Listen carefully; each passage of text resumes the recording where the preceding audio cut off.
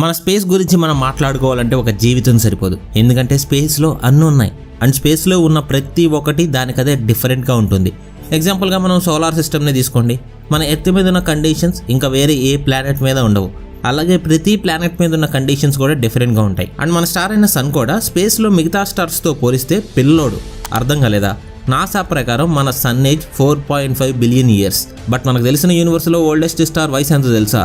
16 billion years. ఆ star పేరు మెతుసెలా. అది ఎంత ఓల్డ్ అంటే మన universe age 13.8 billion years. So ఆ స్టార్ మన యూనివర్స్ కన్నా ఓల్డ్ అనమాట.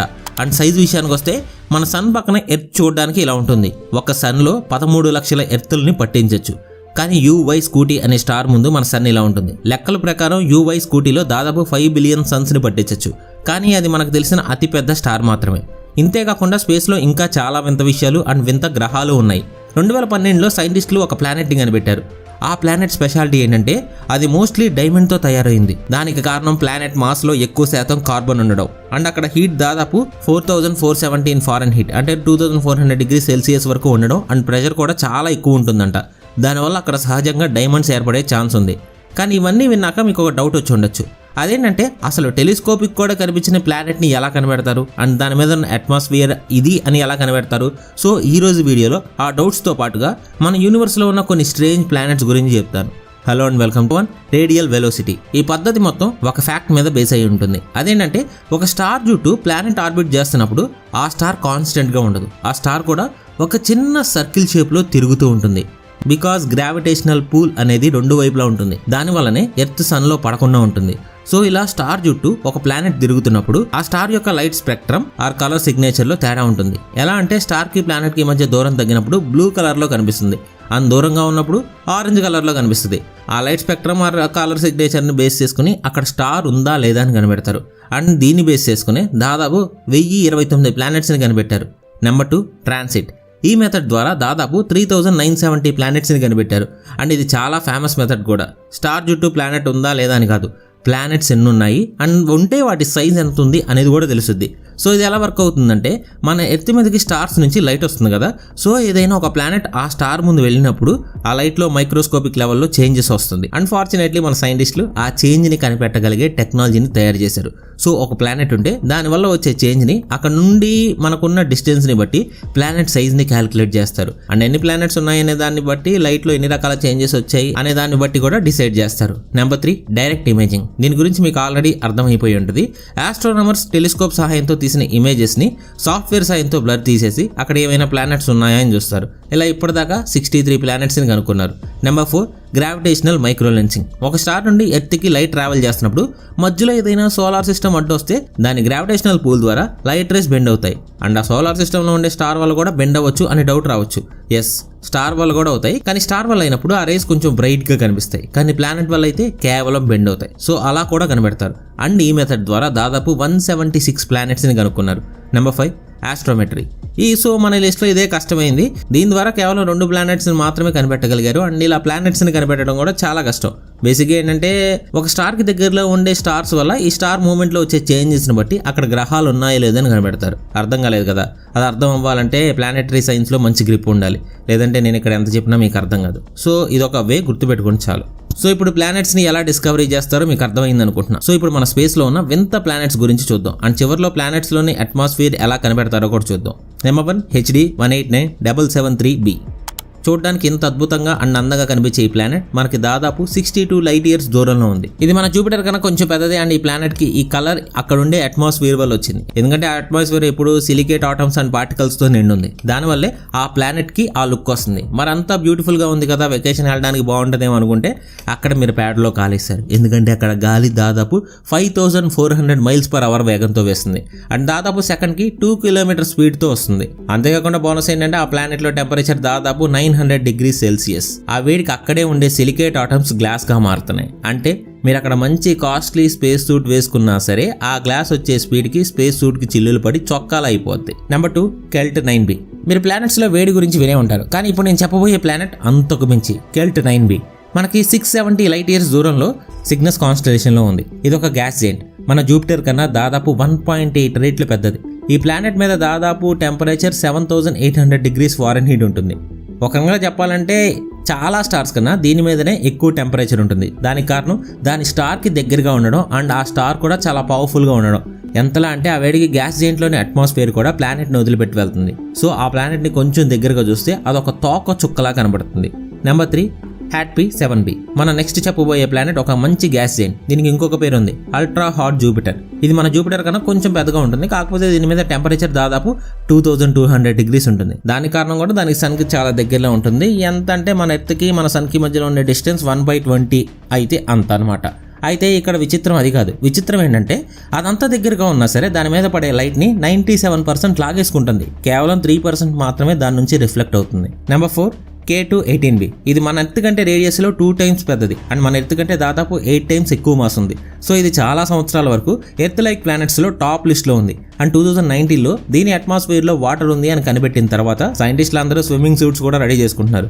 ఎందుకంటే మా ఫస్ట్ టైం ఒక రాక్ ప్లానెట్కి హ్యాబిటబుల్ జోన్లో అది కూడా వాటర్తో కనుక్కున్నాం. బట్ తర్వాత తెలిసింది ఏంటంటే అది ఎర్త్ కాదు, నెప్ట్యూన్కి చిన్న తమ్ముడు అని. దీని అట్మాస్ఫియర్లో ఎక్కువ హైడ్రోజన్ ఉంది, కాకపోతే ఇది గ్యాస్ జెయింట్ కాదు, అలానే రాకీ ప్లానెట్ కూడా కాదు. మూడో రకం అంటే ఈ రెండు కలిపి ఉన్న ప్లానెట్. అండ్ ఆ ప్లానెట్ ఇంకా చాలా విషయాల్లో తేడా. ఎంతలా అంటే వాటర్ కూడా లిక్విడ్ స్టేట్ కి గ్యాస్ స్టేట్ కి మధ్యలో ఉంటాయి. ఎందుకంటే అక్కడ ప్రెషర్ అంత ఉంటుంది.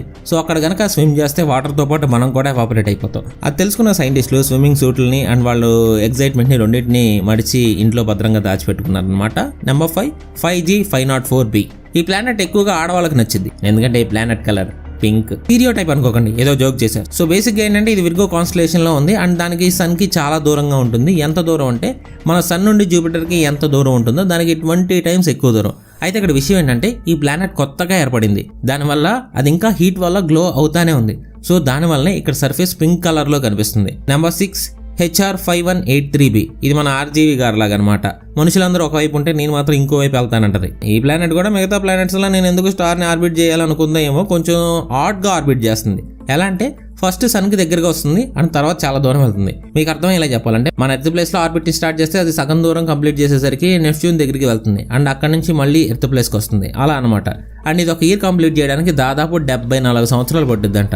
Number 7 rogue world's. మనం ఇప్పటిదాకా ప్లానెట్ లేని స్టార్స్ గురించి తెలుసు, కానీ స్టార్ లేని ప్లానెట్స్ గురించి మీకు తెలుసా? వాటినే రోగ్ ప్లానెట్స్ అంటారు. ఇవి నేను కొంచెం ఆల్రెడీ ఫ్యాక్ట్స్లో చెప్పాను, మళ్ళీ ఒకసారి చెప్తాను. ఇవి బేసిక్గా ఏంటంటే స్టార్టింగ్లో ఇది ఒక స్టార్ చుట్టూ తిరుగుతూనే ఉంటాయి, కానీ ఆ తర్వాత ఆ స్టార్కి ఏమైనా అవ్వడం లేదంటే ఒక ఎక్స్టర్నల్ గ్రావిటేషనల్ పూల్ ద్వారా సోలార్ సిస్టమ్ నుంచి బయటికి నెట్టబడడం కానీ ఇలా జరగడం వల్ల స్పేస్లో ఒంటరిగా తిరుగుతూ ఉంటాయి. మేబీ నేను ఫ్యాక్ట్ చేసింది ఏంటంటే రోగ్ ప్లానెట్స్ గురించి చెప్పి రోగ్ ప్లానెట్స్ భూమి మీద పడే ఛాన్స్ ఉందని ఫ్యాక్ట్ చేశాను. Number 8 Kepler-10c. బేసిక్గా సైంటిస్ట్లో ఒక అజంప్షన్ ఉంటుంది, మన ఎర్త్ లాంటి రాకీ ప్లానెట్స్ ఎర్త్ కంటే కొంచెం పెద్దగా ఉంటాయి. కాకపోతే ఈ ప్లానెట్ ఈ అజంప్షన్ని చేంజ్ చేసింది. ఇది ఎర్త్ కన్నా 17 రెట్లు ఎక్కువ వెయిట్ అండ్ 2 రెట్లు పెద్దగా ఉంది. అండ్ ఇది ఒక సంవత్సరాన్ని కేవలం 45 రోజుల్లో కంప్లీట్ చేసుకుంది. ఇది మనకి 560 లైట్ ఇయర్స్ దూరంలో ఉంది. కాన్స్టలేషన్ డ్రాకోలో Kepler-10 అనే స్టార్ చుట్టూ తిరుగుతుంది. ఇది అప్పట్లో ఎంత విచిత్రం అంటే ఇది ఒక కొత్త రకం గ్రహాల కేటగిరీని స్టార్ట్ చేసింది. సో ఇదే మనకు తెలిసిన first mega earth. Number 9 PSR J1719 1483b. మనం ఇప్పటిదాకా స్టార్స్ చుట్టూ తిరిగే గ్రహాలను చూసాం, లేదా స్టార్స్ లేకుండా ఉండే గ్రహాల గురించి కూడా చెప్పాం, అదే రోగ్ ప్లానెట్స్ గురించి. కానీ ఇది మూడో రకం, ఒక పల్సర్ చుట్టూ తిరుగుతుంది. పల్సర్ అంటే బైక్ కాదు, అది స్టార్ నుంచి వచ్చే ఒక రే లాంటిది అనమాట. న్యూట్రాన్ స్టార్స్ పల్సర్ బీమ్స్ని వదులుతాయి, ఎందుకంటే వాటికి హై ఎనర్జీ ఉంటుంది అండ్ అవి చాలా స్పీడ్లో తిరుగుతాయి. సో వాటి నార్త్ అండ్ సౌత్ పోల్స్ దగ్గర ఆ స్పీడ్ వల్ల ఎనర్జీ బయటికి ఒక లైన్ ఫామ్లోకి వస్తుంది. ఎలా అంటే లైట్ హౌస్ నుండి లైట్ అన్ని వైపులా తిరుగుతూ ఉంటుంది కదా, అలాగా. సో అలాంటి ఒక పల్సర్ చుట్టూ ఈ గ్రహం తిరుగుతుంది. అండ్ బేసిక్గా పల్సర్స్ అనేవి చాలా స్పీడ్గా రొటేట్ అవుతూ ఉంటాయి. సో దీనికి ఒక రొటేషన్కి కేవలం 2 గంటలు మాత్రమే పడుతుంది. అండ్ ఇంకో విచిత్రం ఏంటంటే ఆ పల్సర్ని రిలీజ్ చేసే స్టార్ సైజ్ ఒక పెద్ద సిటీ అంత ఉంటుంది అంతే. Number 10 Gliese 436b. ఈ ప్లానెట్ మన బోయపాటి గారిలాగా అనుకుందాం, ఎందుకంటే ఇది లా ఆఫ్ ఫిజిక్స్ని మడత పెట్టి ఎడంకాలతో తంతుంది. బేసిక్గా ఈ ప్లానెట్ అనేది దానికి స్టార్కి చాలా క్లోజ్గా ఉంటుంది. ఎంత క్లోజ్ అంటే మన మెర్క్యూరీకి సన్కి మధ్యలో ఉన్న డిస్టెన్స్ కంటే 15 times తక్కువ డిస్టెన్స్లో ఉంటుంది. అండ్ అక్కడ వేడి దాదాపు 439 degrees ఉంటుంది. కానీ విచిత్రం ఏంటంటే ఈ ప్లానెట్ మొత్తం ఐస్తో కప్పబడి ఉంటుంది, ఎందుకంటే అక్కడ గ్రావిటీ అంత బలంగా ఉంటుందంటే ఆ వేడికి కరిగే వేపర్ అయినా వాటర్ వేపర్ని కూడా వెనక్కి లాగి ఐస్ లాగా మార్చేస్తుంది. ఇక నుంచి ఉడుంపట్టు అనే దానికన్నా Gliese 436b పట్టు అనడం బెటర్ ఏమో. Number 11 J147b. మీరు ఎప్పుడైనా సాటర్న్ ప్లానెట్ని ఇమేజెస్లో చూసి దాని చుట్టూ ఉన్న రింగ్స్కి ఫిదా అయ్యారా? అయితే మీకోసమే ఇంకో ప్లానెట్ని తీసుకొస్తున్నా, అదే సూపర్ సాటర్న్. దీని ముందు సాటర్న్ ప్లానెట్ జుజుబే అనమాట, ఎందుకంటే దీని రింగ్స్ సాటర్న్ కన్నా 640 times పెద్దవి. ఈ ప్లానెట్ కనుక మన సోలార్ సిస్టంలో ఉంటే ఫుల్ మూన్ కన్నా పెద్ద సైజులో మనకి రోజు దాని రింగ్స్ కనిపిస్తాయి. కానీ మన బ్యాడ్ లక్ మనకి 434 లైట్ ఇయర్స్ దూరంలోని కాన్స్టలేషన్ ఆఫ్ సెంచురస్ లో ఉంది. అండ్ దీనికి ఉన్న నిక్ నేమ్ ఏంటో తెలుసా? సాటర్న్ ఆన్ స్టెరాయిడ్స్ అని పెట్టారు. Number 12 Gliese 581c. ఈ ప్లానెట్ 20 లైట్ ఇయర్స్ దూరంలోని లిబ్రా కాన్స్టలేషన్ లో ఉంది. అండ్ ఈ ప్లానెట్ తన స్టార్ నుంచి కేవలం 6.8 మిలియన్ మైల్స్ దూరంలోనే ఉంటుంది. అంటే మన ఎర్త్ నుంచి సన్ కి దూరంలో ఉన్న 7% మాత్రమే. అండ్ ఈ ప్లానెట్ ఐడియల్లీ లాక్డ్, అంటే ఒకవైపు స్టార్ ఉంటుంది అండ్ ఇంకోవైపు ఆ స్టార్ కి ఆపోజిట్ లో ఉంటుంది. లైక్ ఇది ఎలా ఏర్పడుతుందంటే అక్కడ ఒక రోజు అండ్ ఒక సంవత్సరం రెండు ఒకే టైంలో ఉన్నప్పుడు, అంటే ప్లానెట్ తన చుట్టూ తను రొటేట్ చేసుకోవడానికి అండ్ తన హోస్ట్ స్టార్ చుట్టూ తిరగడానికి ఒకే సమయం తీసుకున్నప్పుడు ఇలా జరుగుతుంది. అండ్ దీనికి డైరెక్ట్ ఎగ్జాంపుల్ మన మూన్. తన చుట్టూ తాను తిరగడానికి అండ్ భూమి చుట్టూ తిరగడానికి కూడా ఆల్మోస్ట్ సేమ్ టైం తీసుకుంటుంది. ఎనీవేస్ విషయానికి వస్తే ఈ ప్లానెట్ లో ఒకవైపు ఎప్పుడు వేడిగా ఉంటుంది, సో అక్కడ మీరు కాలు పెట్టేలోపు ఎవాపరేట్ అయిపోతారు. అండ్ ఇంకోవైపు చాలా చల్లగా ఉంటుంది, అంటే అక్కడ ఫ్రీజ్ అయిపోతారు. కానీ అలా రెండు వైపులకి మధ్యలో ఒక ప్లేస్ ఉంటుంది కదా, ఈ ప్లానెట్లో అదే మ్యాటర్ అక్కడ. ఎందుకంటే అక్కడ మనుషులు ఉండడానికి విలీన వాతావరణం ఉండొచ్చు అని సైంటిస్టులు అంచనా వేస్తున్నారు. అయినా వీళ్ళ పెచ్చేంటో ఉన్న ఎత్తుని కాపాడుకోకుండా మిగతా ప్లానెట్స్ లో ఇరుగ్గిరుగ్గా ఉందాం అంటున్నారు. సో చూశారు కదా మన విశ్వంలో విచిత్రమైన గ్రహాలని. అండ్ అసలు పాయింట్కి వద్దాం ఇప్పుడు.